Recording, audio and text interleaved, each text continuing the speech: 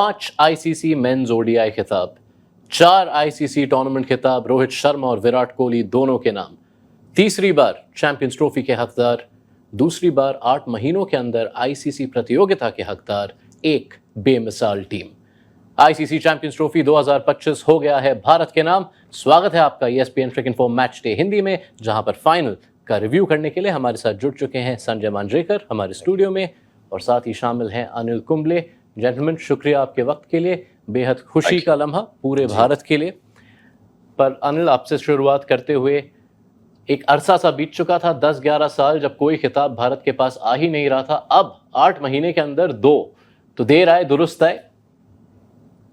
नहीं, जरूर। अगर आप भारतीय क्रिकेट देखें तो फिर कंसिस्टेंटली इस फॉर्मेट में व्हाइट बॉल क्रिकेट में कंसिस्टेंटली परफॉर्म किए हैं, और इस टूर्नामेंट में शुरुआत से ही सबसे बढ़िया टीम एक्सपेक्टेशंस था कि भारत जीते, लेकिन उस एक्सपेक्टेशंस को लिव अप किए हैं भारतीय टीम, और बहुत बढ़िया तरीके से बॉलिंग और बैटिंग का प्रदर्शन रहा। ऑलराउंडर्स 4 ऑलराउंडर के साथ खेले हैं। अगर आप केएल राहुल को भी ऑलराउंडर मानते हैं तो फिर केएल राहुल, हार्दिक पांड्या, अक्षर और जडेजा। फिर I think it was a comprehensive win.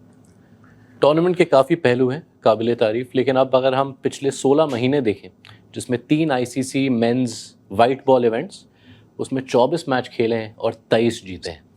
बहुत ही बढ़िया ये स्टैट है, और वही एक दिखाता है तरक्की जो भारतीय क्रिकेट में हुई है। 2019 में भी भारतीय टीम शायद 8 मैचेस जीते थे बिफोर द सेमीफाइनल न्यूजीलैंड के खिलाफ हारे, और एक मैच तो वॉश आउट हुआ था। 2023 में सबसे बेस्ट टीम लग रही थी, फाइनल में जाके हारी है। तो ये भारतीय क्रिकेट की तरक्की है, लेकिन हमेशा तरक्की जब होती है तो आपको थोड़ा सा वो एक सबूत भी चाहिए दिखाने के लिए, और वो अब आ रहा है। तो जो थोड़ा सा बैड लक चल रहा था वो अब गुड लक में बदल गया, और 2 खिताब 8 महीनों में। और सबसे अच्छी चीज जो हम देख रहे चैंपियंस ट्रॉफी में खास तौर पे, कि उम्मीद फैंस की यही थी कि भारत को जाके चैंपियंस ट्रॉफी जीतना है, और ये थोड़ा सा मुश्किल होता है। जैसे तेंदुलकर के साथ था कि हर मैच में 100 रन बनाए, तो जाके वो काम करके दिखाना तो काबिल तारीफ है। जी हाँ, और इन 3 टूर्नामेंट में जो एक हार है वो 19 नवंबर 2023 की हार, उस हार के बाद आंसू रुके नहीं थे पूरे देश के, लेकिन ख़ास तौर से उस आदमी के जिसने उस फाइनल में, उस प्रतियोगिता में अपना स्टैम्प छोड़ा था। आज इस फाइनल में 16 महीने बाद रोहित शर्मा एक फाइनल में प्लेयर ऑफ द मैच। जी हाँ, और देखिए 2023 के बाद हारे ज़रूर थे रोहित शर्मा एज कैप्टन, भारतीय टीम हारी थी, लेकिन उनको प्यार बहुत मिला था, क्योंकि जिस तरह से दुखी वो नज़र आ रहे थे, वो लोगों ने देखा किस तरह से भारतीय टीम खेली थी, और कप्तान ने किस तरह से एक रोल मॉडल बन के बिल्कुल सेल्फलेस क्रिकेट खेला था। उससे तो बहुत ही इंटरेस्टिंग है कि हारे ज़रूर थे, वर्ल्ड कप जीते नहीं, लेकिन प्यार उनका बढ़ गया। और रोहित शर्मा एक जो ब्रांड इंडियन क्रिकेट में, वो एक बहुत बड़े ब्रांड बन गए। और अगर ये जो जीते हैं वेस्ट इंडीज़ में, जो यूएस वेस्ट इंडीज़ में T20 वर्ल्ड कप, और ये दुबई में, तो रोहित शर्मा एज कप्तान, बट रोहित शर्मा एज इंसान, कहते हैं ना, जो उनको डिजर्व होता है वो उनको मिला है। अनिल, इस फाइनल में जब 252 का लक्ष्य सामने था भारत के, शुरुआत हमेशा अहम रहने वाली थी। वो पहले 10 ओवर में रोहित शर्मा के बल्ले से 40 गेंदों में 49 रन, वहीं पर आधी बाजी भारत के नाम हो गई थी। फाउंडेशन तो बहुत जरूरी है। अगर आप फाइनल्स में 250 के अगर आपके आंकड़े चेस करना हो तो फिर ओपनिंग पार्टनरशिप बहुत जरूरत होता है। और जिस तरीके से रोहित शर्मा ने पहली बॉल से ही वो जो उनको डिक्टेट करना चालू कर दिया, न्यूजीलैंड बॉलर्स बैकफुट पे चले गए, स्पेशली फास्टर बॉलर्स, क्योंकि इस सरफेस पे जैसे हम जब भारत भी बॉलिंग डाले थे, स्पिनर्स को रन मिलना काफी मुश्किल था, फास्ट बॉलर्स काफी रन लीक किए थे। तो ये समझ रोहित शर्मा को भी था जब उन्होंने बैटिंग का शुरुआत की, और दोनों रोहित शर्मा और शुभमन गिल की जो 100 रन की साझेदारी रही, उसकी वजह से एक अच्छा सा स्ट्रॉन्ग फाउंडेशन मिल गया, और बाकी प्लेयरों को जो आए उसके बाद थोड़ा आसान हुआ की खेलना, क्योंकि रन रेट का इतना दबाव नहीं था भारत के ऊपर। फिलहाल लास्ट 10 ओवर में 6, 6.5, 7 रन तक चला गया था, लेकिन इतना दबाव शुरू से ही अगर होता तो फिर शायद ये 250 भी मुश्किल होता। जी हाँ, इस 76 रन के पारी के लिए रोहित शर्मा घोषित हुए प्लेयर ऑफ द मैच। उसके साथ ही वो एक अव्वल श्रेणी का हिस्सा बनते हैं। Clive Lloyd, Ricky Ponting, MS Dhoni और अब Rohit Sharma captains to be player of the match ICC ODI finals में। 19 नवंबर 2023, अब काफ़ी पीछे रोहित बढ़िया शर्मा। बढ़िया आप स्टैट्स निकाल रहे हैं यश जी। कोशिश रहती है सर, कोशिश जारी रहती है, बिल्कुल रोहित शर्मा की तरह। लेकिन 19 नवंबर और आज में एक जो फ़र्क रहा कि रोहित शर्मा के आउट होने के बाद वहाँ पे जहाँ पारी सिमटने लगी थी, बिखरने लगी थी, आज हर बल्लेबाज ने, तकरीबन हर बल्लेबाज ने हाथ खड़ा किया, जिसमें सबसे पहले नाम लेते हैं श्रेयस अय्यर का। क्या कहानी पलटी है उनकी, सेंट्रल कॉन्ट्रैक्ट के अब तो हकदार। जी हाँ, और दाद देनी होगी सिलेक्टर्स को जिन्होंने उनको दिखाया कि भैया नाम बनता है भारतीय क्रिकेट में स्टार बन के, और उसके लिए आपको थोड़ी सी मेहनत करनी पड़ेगी, और उन्होंने सही मूड में वो दिया और अच्छे प्लेयर बन गए। मुझे नहीं लगता कि आज की पारी इतनी अच्छी थी जितनी इसके पहले उन्होंने खेली टूर्नामेंट में, जो पारियां खेली और इंग्लैंड के खिलाफ जब कमबैक किया, तो बहुत ही अच्छी खबर है क्योंकि स्पिन के खिलाफ तो एकदम माहिर है। और सबसे अच्छी बात जो फाइनल में जो भारत के पक्ष में थी कि हर प्लेयर, जो अगर आप देखें 1 to 11, हर प्लेयर अच्छे फॉर्म में था, यानी मेंटली कोई ऐसा प्लेयर नहीं था जो थोड़ा आत्मविश्वास कम, और श्रेयस अय्यर का तो आसमान छू रहा था। जी हाँ, और आत्मविश्वास परिवर्तन की अगर बात करें तो इस टूर्नामेंट में KL राहुल के लिए ये एक मील का पत्थर कह सकते हैं, क्योंकि जहां जितनी आलोचनाएं हुई हैं उनकी इतने सालों से, अनिल, इस टूर्नामेंट में पहले मैच में भी उन्होंने चेस ख़त्म किया था बांग्लादेश के खिलाफ, और उसके बाद दोनों नॉकआउट मुकाबले ऑस्ट्रेलिया और अब इस फाइनल में न्यूजीलैंड के खिलाफ अंत तक रहना KL राहुल के लिए ये एक काफ़ी ख़ास लम्हा है। बहुत बढ़िया लम्हा है, क्योंकि अगर आप उनकी करियर देखें तो फिर टैलेंट तो सबको मालूम ही है KL राहुल की, लेकिन उनकी पोजीशन अलग अलग रोल खेले हैं, वहाँ पे ओपन किए हैं, मिडल ऑर्डर किए हैं, कभी कभी बाहर भी चले जाते हैं, क्योंकि दबाव इतना है KL राहुल के ऊपर। अगर अच्छा करते हैं तो फिर एक्सपेक्टेड है कि चलो KL राहुल तो अच्छा करना ही है। अगर एक आध बार आउट हो जाते हैं या थोड़ा स्लो लगता है कि वो स्लो खेल रहे हैं, तो फिर दबाव आ जाता है कि ये क्या हो रहा है। लेकिन मुझे लगता है कि इस टूर्नामेंट में जैसे उनका रोल निभाए, क्योंकि शुरुआत में हमको लगा था कि अक्षर पटेल शायद वो उनसे ऊपर खेलने के लिए आए हैं, क्योंकि सिचुएशन दो लेफ्ट आर्म स्पिनर्स है या एक लेफ्ट आर्म स्पिनर, उनको अटैक करना हो, लेकिन लगातार अक्षर पटेल उनके ऊपर बैटिंग जब आने लगे, तो फिर मुझे लगता है कि ये एक स्ट्रेटजी था कि KL राहुल, हार्दिक पांड्या और रविंद्र जडेजा, ये तीनों फिनिशर्स होंगे भारत के लिए। श्रेयस अय्यर और अक्षर पटेल सिचुएशन के हिसाब से वो खेलेंगे, लास्ट तक नहीं खेलेंगे तो भी चलेगा, लेकिन एक प्लेटफॉर्म देना जरूरी है। ऐसे ही हुआ, और KL राहुल मुझे लगता है कि आज स्पेशली जितना कामनेस उन्होंने दिखाया वहां पे, क्योंकि आसान नहीं है, फाइनल्स है, और पहली बार अगर आप कभी कभी ऐसे सिचुएशन मौके पे वो 2023 का फाइनल तक भी चला जाता है, क्योंकि उन्होंने खुद बोला है कि 23 फाइनल्स में जब मौका था उनको रन बनाने का, शायद वो नेगेटिव सोचे वहां पे, लेकिन इस टूर्नामेंट में तो बहुत बढ़िया प्रदर्शन रहा उनको, और लगातार सेमीफाइनल्स और फाइनल्स लास्ट तक खेल के भारत को जीत हासिल की। देखिए KL राहुल की क्षमता तो हमको पता है, जिस तरह के शॉट्स खेलते हैं, जो टैलेंट उनके पास है। अगर दिक्कतें उनको होती है तो खुद से होती है, खुद के मन में क्या चलता है, और कभी आपको गारंटी नहीं होती कि KL राहुल अगर इस मैच में उन्होंने 100 बनाए तो अगले 3-4 मैच में वो फॉर्म कैरी करेंगे, क्योंकि हमने बहुत बार देखा है कि अगले मैच में बिल्कुल अंडर कॉन्फिडेंट लगते हैं। इस टूर्नामेंट में बहुत एक अच्छी जो खबर हमको मिली, जब पहले 1-2 मैचेस में लेट आए थे, थोड़े आउट हुए थे पहली इनिंग्स या पहले मैच में, लेकिन आज जिस तरह का रन चेस उन्होंने किया, जो रिलैक्स्ड उनका डिमीनर था, और जिस फ्री और बिल्कुल अनकॉम्प्लिकेटेड जो उन्होंने बैटिंग की ना, वो देख के बहुत अच्छा लगा, क्योंकि उनके अक्सर दुश्मन उनका दिमाग होता है। काबिलियत तो बहुत बढ़िया है, लेकिन इस बार इस रन चेस में जिस आत्मविश्वास और कामनेस के साथ उन्होंने चेस किया, महेंद्र सिंह धोनी भी प्राउड फील करते। जी हाँ, एक विकेट कीपर बल्लेबाज जो लगातार चेस खत्म किए जा रहा है भारत जी। के लिए। तो केएल राहुल ने अपने ओपोनेंट्स को भी हराया है, जैसा संजय ने कहा, खुद के चैलेंजेस को भी हराया। Long may it continue. New Zealand की गेंदबाजी की ओर अगर देखें संजय, तो मैट हेनरी की कमी काफ़ी खली।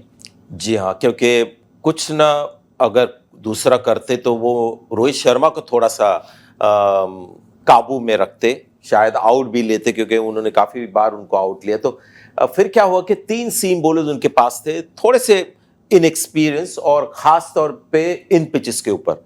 तो वो एक भारत के पक्ष में वो चीज गई, इसके वजह से वो एक स्टार्ट मिला भारत को। लेकिन अगर मैट हेनरी होते तो ऐसा नहीं कह सकते कि न्यूजीलैंड एकदम मजबूत हो जाता। ये बैटिंग की जो गहराई है और जिस तरह की गेंदबाजी हो रही थी, उसके बारे में भी हम बात करेंगे। लेकिन मैट हेनरी की कमी खली। भारत काफी एक अच्छी टीम है जो ऐसी ताकतों को भी हैंडल कर सकता है। जी हाँ, और गेंदबाजों का जिक्र किया है आपने, अब रुख फरमाते हैं भारत के गेंदबाजों पर, क्योंकि मजबूत स्थिति में न्यूजीलैंड थे। अनिल 10 ओवर में जब 69 रन बन चुके थे तो न्यूजीलैंड को वो एक आइडियल प्लेटफॉर्म मिल चुका था।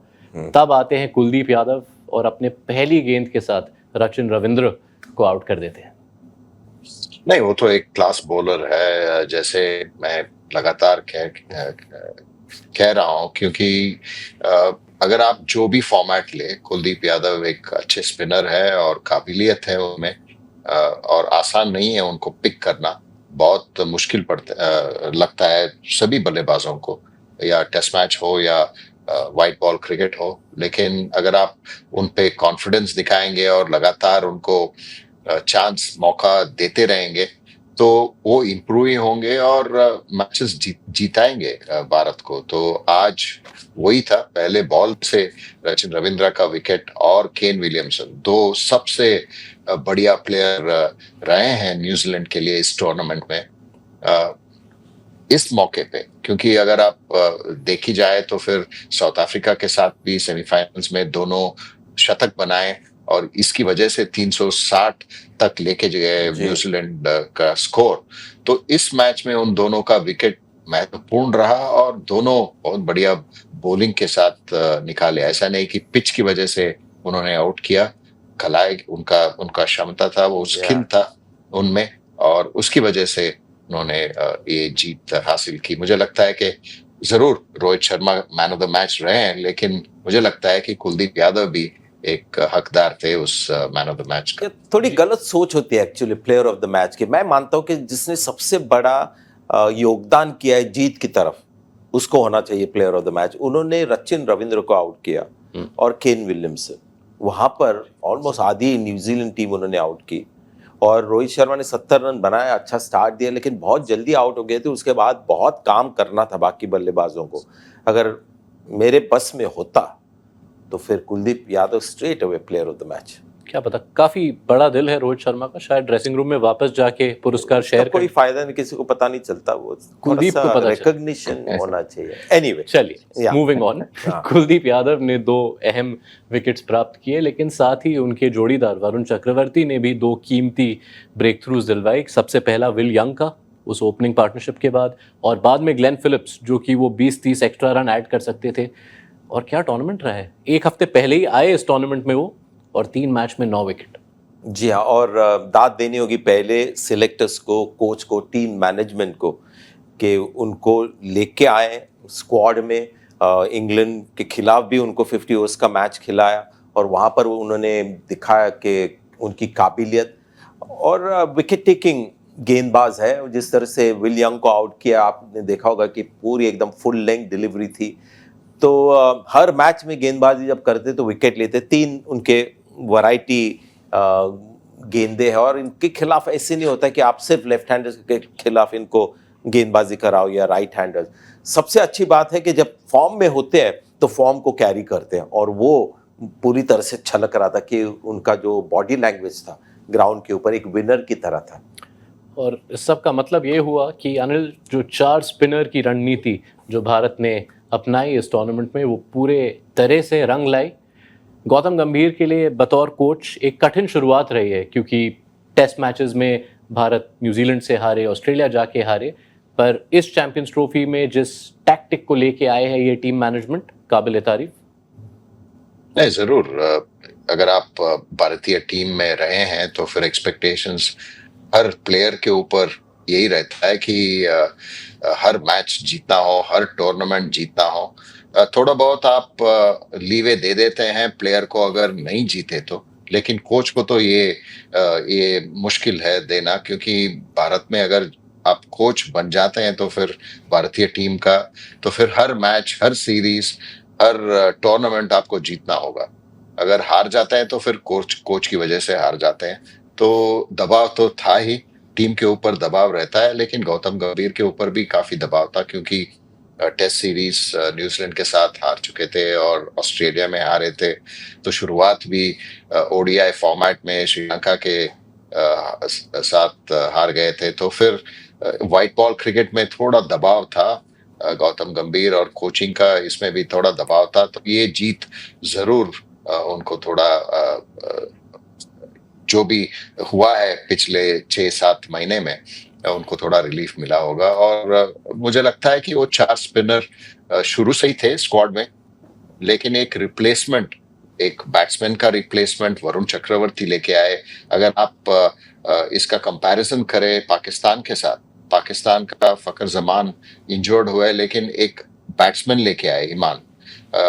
वैसे उनके पास भी एक स्पिनर लेके आ सकते थे। तो ये मुझे लगता है कि जब आप रिप्लेसमेंट की सोचते हैं तो फिर इम्पैक्ट कौन लेके आएगा, इसके ये मुझे लगता है कि एक अच्छा डिसीजन रहा इंडियन टीम मैनेजमेंट का, कि इम्पैक्ट अगर आप देखें तो फिर कंडीशंस के हिसाब से वरुण चक्रवर्ती ज्यादा इम्पैक्ट लिए। आप आसानी के साथ एक और बल्लेबाज को लेके आ सकते थे as a replacement, but India chose to get Varun Chakravarthy. आखिरी सवाल आपसे, जसप्रीत बुमराह के बगैर एक आईसीसी खिताब जीतना ये खुद में ही एक बेहद बड़ी उपलब्धि।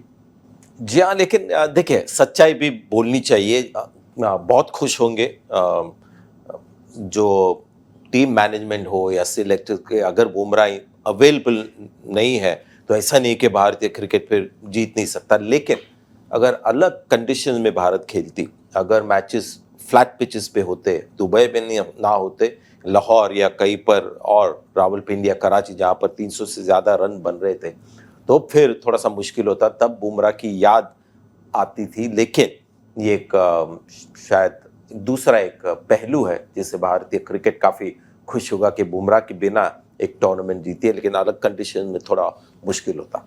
जी हाँ, ये इस सच के लिए ही हम आपको, अनिल सर को यहाँ पे लाते हैं, क्योंकि सब ये सच बोल नहीं पाते हैं। तो शुक्रिया संजय मांजरेकर, अनिल कुंबले, आपने जो साथ निभाया है हमारा इस पूरे चैंपियंस ट्रॉफी के दौरान। बेहद शुक्रिया अनिल, संजय, थैंक यू आप दोनों को आपके वक्त के लिए। और इस टूर्नामेंट ने दिखाया है कि ओडीआई क्रिकेट जिसके ऊपर काफ़ी सवाल और निशान आते हैं, उसका अब भी भविष्य है। लेकिन जाने से पहले आप सबके लिए एक ख़ास सूचना, अगर आपका भी सपना है अपने पसंदीदा खेल को मैदान के इस तरफ से जीना, मैच के ख़ास लम्हों को बताना, क्रिकेट के सारे एक्शन को अपनी आवाज़ देना और ज़िंदगी में एक अलग उत्साह लाना, तो आपके पास है मौका ESPN क्रिक-इन्फो क्रिककास्टर पावर्ड बाय नेक्सा के साथ। बस आपको अपना 1 मिनट का वीडियो रिकॉर्ड करना है जहां आपकी क्रिकेट के प्रति दीवानगी नजर आए। फिर चाहे आप एनालिसिस करें, प्रेडिक्शंस करें या बस करें अपने दिल की बात। रिकॉर्ड करने के बाद इंस्टाग्राम पर #ESPN क्रिक-इन्फो, #नेक्सा, #क्रिककास्टर के साथ हमें करें साझा। और हाँ, ESPN क्रिक-इन्फो और नेक्सा एक्सपीरियंस को फॉलो करना ना भूलें। तो फिर इंतजार किस बात का? मंच तैयार है, क्या आप अपनी पारी रचने के लिए तैयार हैं? भेजते रहिए अपने एंट्रीज और फॉलो करते रहिए हमें ESPN क्रिक-इन्फो हिंदी पर।